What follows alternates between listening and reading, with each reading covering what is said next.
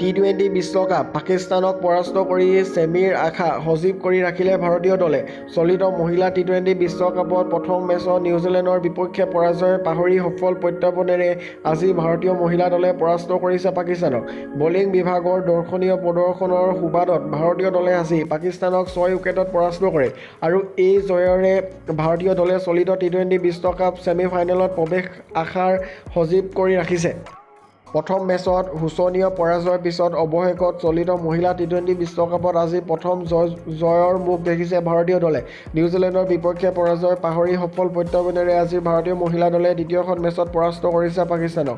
Bowling বিভাগৰ দৰ্শনীয় প্ৰদৰ্শনৰ সুবাদত ভাৰতীয় দলে আজি পাকিস্তানক 6 উইকেটত পৰাস্ত কৰি এই জয়েৰে ভাৰতীয় দলে চলিত টি-20 বিশ্বকাপত ছেমিফাইনেলত প্ৰৱেশৰ আশা সজীৱ ৰাখিছে। দুখন গ্ৰুপ মেচৰ বাকী থকা অৱস্থাত ভাৰতীয় দল সম্প্ৰতি 2 পইণ্টৰে পইণ্ট তালিকাত চতুৰ্থ স্থানত আছে।